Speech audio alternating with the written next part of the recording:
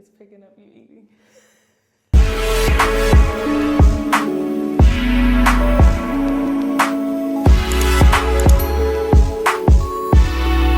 Hey everybody, welcome back to another episode of the Auti Show. Today our guest is one of the biggest event planners around the Texas State, San Marcos, Austin area. He is the president of the African Student Association.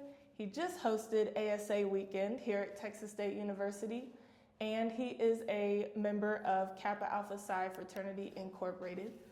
Thank you, Chübby, for joining us. I'm happy to be here. Tell us a little bit about yourself. Well, you covered a lot. I'm currently 21 years old. I was originally born in Lagos, Nigeria. I moved to Houston, Texas when I was 6, and I was pretty much raised out in Southwest Houston. Currently, I'm an advertising major here at Texas State. I have my startup entertainment company, Delusionally Entertainment, where I do events, create social media content, do a lot of different things, but I think that's a nice little synopsis. Just hitting on Diversum. Tell me a little bit about that. What was the idea behind it and what kind of led you to start it? Prior to college, I wanted, not even I wanted to, but the plan was to study kinesiology, to then be like a personal trainer and then own franchises like gyms. But it was like a safe option. And then I remember when I was like a senior, I had a conversation with a mentor of mine in my church, and they pretty much like told me to like shoot for the stars, aim for the moon, and bet on myself. So in the middle of like college applications, I literally switched it to marketing because I was like, I can do a lot more within that. I want to do things with social media. I know I want to do things with music and entertainment. Eventually it became advertising, but I kind of realized I wanted to be in that area, and because I'm so interested in so many different things, I don't want to just limit myself to one. So with Diversum, it allows me to kind of branch out and do so many different things. I always compare it to Rock Nation and Jay-Z. Essentially, the goal is for it to be an entertainment empire, more so for the South and for Texas. When you say entertainment, do you plan on doing more than just like the event side of things? Yeah. Okay, how so? So when it comes to the events, it's kind of like, before I can branch out and do a lot of different things, I have to master one thing. So I decided to do events because it was pretty easy for me. Diversum has existed since I was a freshman, since I was like 19 years old. Like I created my logo freshman year in my dorm. So why did this not come to fruition until last year? Because it's all a process. Not even last year, but just like earlier this year in March. Oh, yeah. I thought it's been like a year. I launched it in March. Of 2024? 2024, right before spring break. Not 2023? So like, it was always a process, but I had a plan. So after I realized this is what I wanted to do, I had to create a brand for myself. So that first brand was MC Tubes. So that's how I started MCing. How's that been? I mean, it's been cool. It's really, for me, all of this is just like fun hobbies. Like the same way some people like to paint, I like to do everything I'm doing. Huh. It's just... You compare event planning to painting. Yeah, it's just a hobby. Okay. It's a skill I feel. It's just like taking abilities I know I was good at. So MCing, I was like, cool, I have a good presence on a microphone. I started doing that. I was MCing at grad parties with my roommate, DJ AY, while he was DJing. So while he started up DJing, I was MCing with him. Sophomore year, DJ set up every morning when we're eating breakfast, we're playing music, like every morning? Literally. It's right there.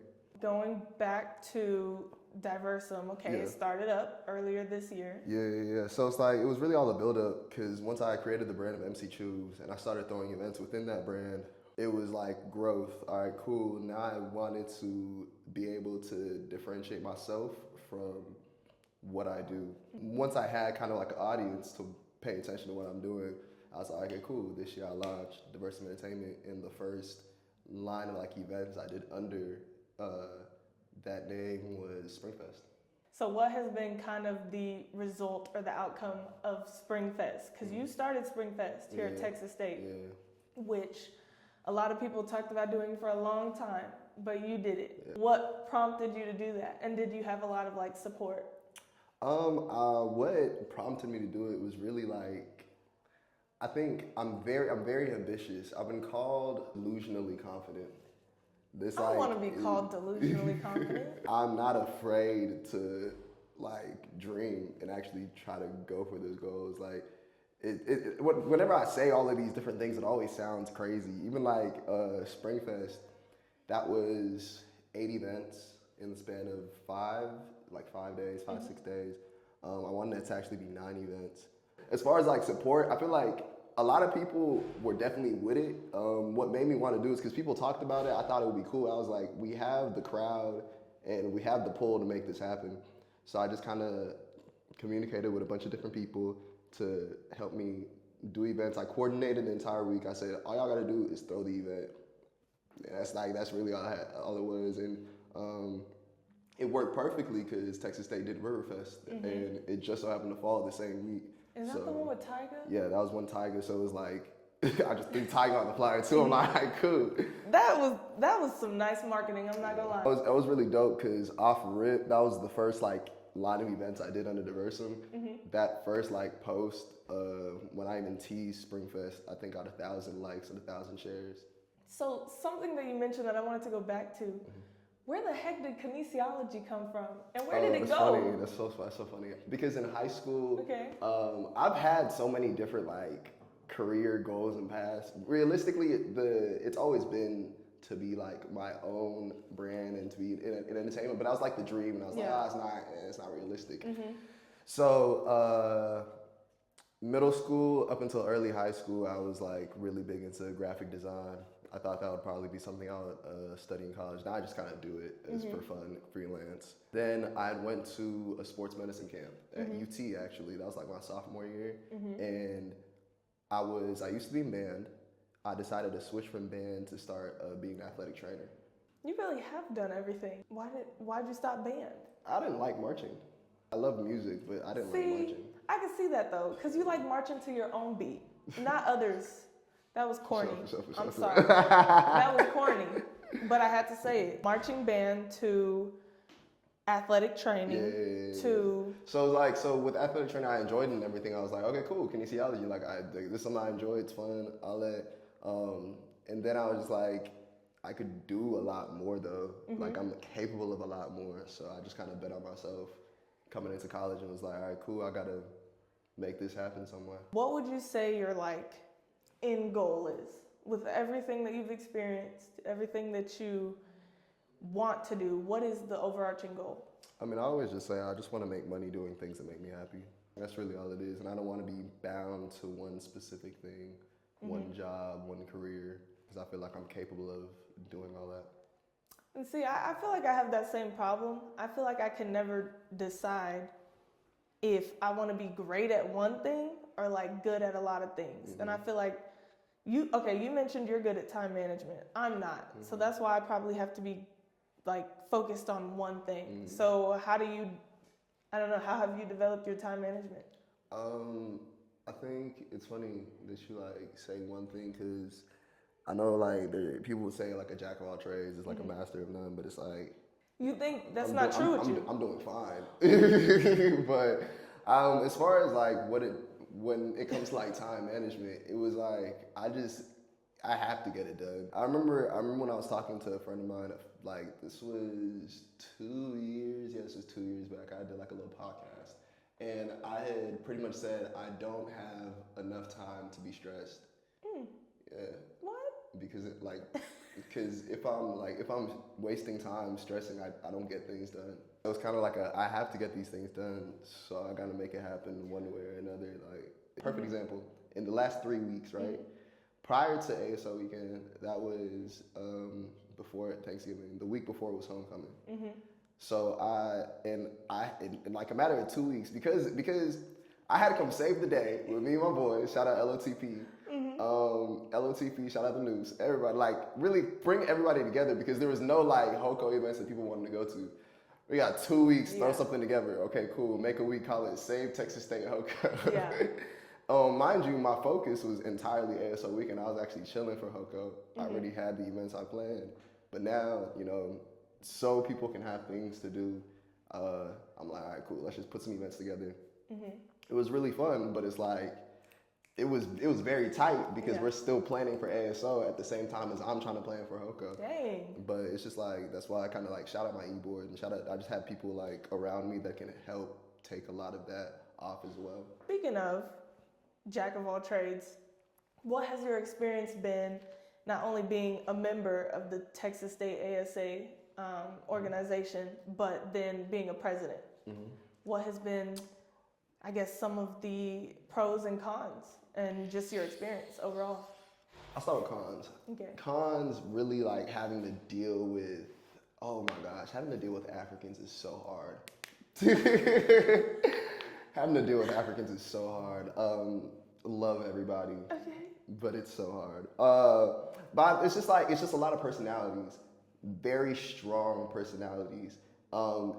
In my organization specifically, but as well because we're so connected with all the other ASAs and other schools, a lot of different people, a lot of different opinions, especially when it comes to this year, hosting ASO weekend, a lot of opinions from everyone. I get that. So I would definitely say like that's one of the cons, really just having to understand and deal with people and understanding how to navigate that.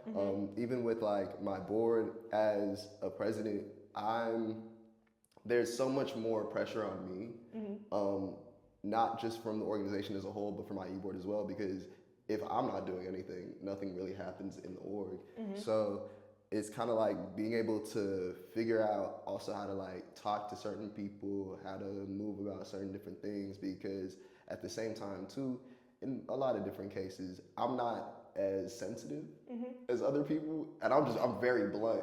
So it's like sometimes you just knowing when to say what to certain individuals. So as far as cons go, it was very tough at first.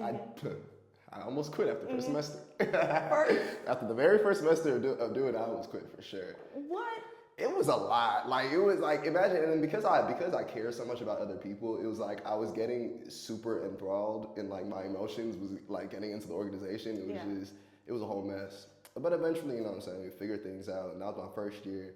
I came back my second year, and this year has been going way, way better for me and for my e-board. I would definitely say like, coming into it, I already knew I wanted to host the ASO weekend. Like from day one, I said, next year we're gonna be hosting ASO weekend. We need to structure everything and move knowing that that's the goal. So You were also in BSA. I was on BSA e-board for 2 years, and then I was a member for 3. I was super involved my freshman year. I joined the e-board my sophomore year. I was historian, and then I became social media. And then last year, I had a role as an honorary executive. It's definitely 2 different sides of Black Texas State, and it made it a lot easier for me to integrate everything, especially with all the events that I'm doing and all that, and just like the touch that I have on campus. It was cool too because after my freshman year, I won Mr. Black Texas State, the pageant, like that BSA through. So there's been a lot of experiences there that helped shape me within Black Texas State, and a lot of experiences within ASA that helped shape me. And it all helped me in the long run, I feel. I never thought I'd win a pageant or anything, especially like I was a freshman. Everyone swore that, they all knew I was gonna win. I didn't think I was gonna win until I was there. Wait, what was your talent? My talent, I sang. I was gonna say, didn't you sing? Yeah, I sang. Okay. I sang. So, but it was like, I don't walk into anything thinking I deserve something. Like, you know what I'm saying? It was like people said I should do it. I was like, all right, why not? It's fun. And I won. So I think it's just cool, kind of seeing the legacy of it and seeing how I can help and like what I did, and really just seeing how I took my platform, my role within that, and how I'm kind of doing it now. Because the idea was I wanted to take Black creatives within Texas State, and I wanted to give them opportunities through an event to showcase what they can do, and I've pretty much been able to do that through diversity entertainment, from DJs, MCs, photographers, videographers, graphic designers. I'm able to utilize a lot of different people and showcase their talents through the things that I do. So, yeah. So what's 2025 looking like? I don't know. I want to be a songwriter. I want to create music. So that's definitely something I'm exploring more and definitely going to showcase more come 2025. Out of all of your events that you've ever planned or been a part of, collaborations by yourself, what has been the craziest thing? Craziest thing? Yes. What has been top 3 crazy things that happened either at a party, at an event? What has just blown your mind? It's like, okay, what am I doing here? Tough. I've done so much. Because I'm also like part of other groups too. Like Mo Boys. Shout out Mo Boys. I don't know. It's something speaking of Mo Boys, actually, this has to be number 1 because it's so funny. Okay. Derb. When Derb got arrested at our pool party. How did I know you were gonna say that? When Derb got arrested at our pool party, Mo Butts, Mo Problem. Wait, what was the name of it again? Mo Butts, Mo Problems. Like here's the thing. I wasn't even part of Mo Boys at that time, so it wasn't really like that was just my friends. Yeah. But nevertheless, I was there. You know. Oh my gosh, now Derb getting arrested was definitely like that's up there for sure. That's for sure. I'm glad he's okay though. Yeah, you know what I'm saying? They just detained him for a little bit. It was just funny because it was such a great event. So, especially like watching the recap, it looks so legendary. How did it get from the starting point to that point? It was really once the cops came to shut everything down, they just grabbed the first guy that they see near the DJ booth. Oh. And it just so happened to be Derb. So not even the DJ? Nah. Because he had the mic. Oh, MC. Yeah, so he had the mic. So that's definitely up there. Like that's one that like we're not gonna forget. We always bring up because it's funny. That's definitely up there as far as like bad things that happen. Not bad. Yeah, just you know, like crazy. Yeah. I would really just say that. Everything else is just like everything else been really fun, really smooth. I'd say like. Yeah. What would you say your favorite event from Springfest last year was? I would say as far as my favorite event, I'd give it to the Pretty Icy party that we did with Alphas. I think that was fun because like it was a lot of work that was put in for that event. So and it was cool because I don't really think we've done a Pretty Icy party out here like in a while, or even ever maybe. What would you say has been your number 1, I guess, like advice when it comes to networking for other entrepreneurs or creators? I'd say, because I do meet a lot of different people, I think it's just like really just being genuine. I think a lot of people try to be someone that they're not, and that's never been me. People often don't, which is, I guess it's my fault. I like to keep this type of mystery. But people often don't really know who I am as an individual for real, but it's like I'm really down to earth and I carry myself the exact same way with every single person I meet. And I'm very confident in that too. Very confident in who I am, very confident in what I have going, what I have to say. So it's like whenever I'm networking and I'm telling these people like things that I want to do, you know, or things that they're doing, it's like, okay, cool, ways that I can somehow help them.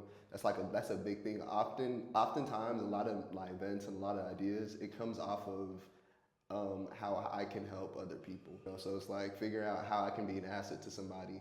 That's how I create that network. But yeah. How's that pineapple? Sweet. Rewinding. You said you were born in Nigeria. Yep. And then you moved here when you were 6. So what was it like growing up in Nigeria? And how different is it? How different has your life been since being over there to being over here? Definitely like growing up there, it was mainly, I was always around family. Whether it was my mom's family or my dad's family, like those were the people I interacted with the most. So I think the difference is just the lack of family while being here. So I've had to kind of, outside of my immediate family, I've had to now create family through the people that I meet, through the friends that I've made. So a lot of people, they have their like a lot of uncles, aunts, you know what I'm saying, cousins, all that. I don't necessarily have that. So I just kind of create my support system through the various friends that I've been able to pick up along the way. So random question, if there was anybody who came to your door right now and said, I want to work with you, who would you want that to be? I want to, and this is like a curveball, just in terms of like an interview similar to this. I know that I've made it when I get interviewed by Nardwar. Do you know Nardwar?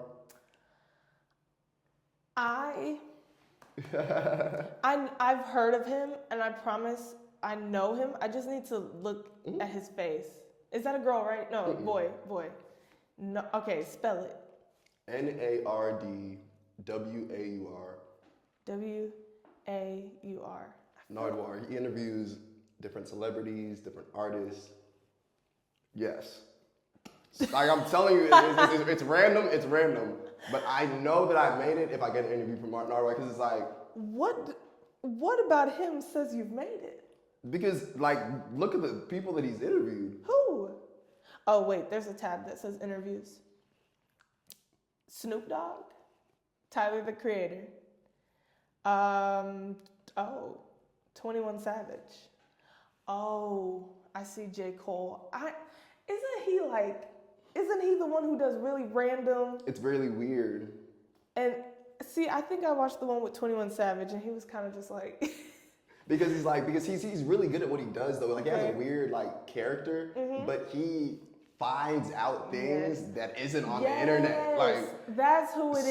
So like artists, the celebrities, they be like, how did you know that? Wait, so is that the one who like found out how to get into a football player's phone with their password? I don't know about all that. Oh. I don't know about that one. But I know what you're talking about because I know what you're talking about. We've learned so much about you. Is there something that people don't know about you that's not like crazy? Like what's one thing that we wouldn't just know about you if we look you up? A lot of people don't realize how goofy I am. I would say a lot of people think I'm very like kind of stoic, especially if you don't know me. And I'm not gonna lie, I understand it because I don't really talk. Yeah. I don't really talk. I just kind of more of an observer. Yeah, I people watch for sure. I think a lot of people that aren't friends with me are kind of surprised by how strong of a personality I actually have. I'm a lot. The less people know about you, the more they want to find out. So when do you graduate? I'm planning on graduating spring 26. I remember a few, I think days ago, you said that ASO weekend was actually probably your biggest goal, and you accomplished it. Yeah. So what's next? Like my biggest goal in college was like as far as like definitely outside of graduating, like becoming a noob, like ASO weekend was definitely up there. Like so after that, but it's the same thing if I don't really know. Like the goals just kind of come by themselves. Because at the same time too, prior to coming into college, I didn't think I would be president of an organization. That wasn't necessarily the plan. But that's just how it worked. So as of right now, there's no like super large goal that I can just kind of rattle off. But it'll come eventually. If you could go anywhere in the world for free ski for a week, where would you go and what would you do? Turks and Caicos. What's out there? It's just really it's like paradise. It's just really like, you know what I'm saying? Beaches, things like that. So you like outdoors? I don't. That's what's funny. I actually really don't like the outdoors. So it's like, with that experience though, it forces me to be outdoors. So it's like I can't enjoy Turks and Caicos inside. So like that's definitely a spot. I don't travel often, but that's a spot that I think would be really cool that takes me out of my comfort zone, but is like an opportunity for a lot of memories. My last question is, what kind of legacy do you want to leave when you graduate from Texas State? What do you want people to remember you for and by? I've literally been asked by underclassmen, like, who is going to replace you when you're gone? And I'm just like... Wow, that's a heavy question. Yeah, because the truth of the matter is, like, I have so much pull. I do so much within the community. I try to help so many different people. I meet different people. And really, it's like, I've been within the Black Texas State community since 2021. Eventually that ends, and that's like 5 long years. That's half a decade. That's a long time. So I feel like when someone like myself leaves, okay, who's finna fill that void? I personally don't think it's gonna be filled because I don't think people are as ambitious as I am. I think people are scared to take the risks that I take, and like nobody wants to have the burden of doing something like that. Taking the torch. Yeah. So it's like the legacy that I want to leave is knowing that I not only inspired people, I helped people, You know what I'm saying? I touched people, like I brought people together, you know? So that's the forever legacy I want to have. And even once I graduate, I still want to have some type of involvement as an alumni when it comes to coming back and like when it comes to somehow helping with events, when it comes to things like homecoming. I still want my presence as someone that went here to be felt, you know, even as I'm going on and doing bigger and greater things. So yeah, that's really in terms of legacy. I think it's kind of like I've definitely thought like, okay, is there someone that can like, and it's like, no, not necessarily. I don't think there needs to be a next Chübby. I would rather just inspire someone to be the next themselves. Like you be the next, you know what I'm saying? You be the next person within the community that's really a mover, a shaker, someone that's really making things happen. You don't have to be like me, but you can use your abilities, your talents to do something great here. And that's what I try to inspire. So. Mic drop.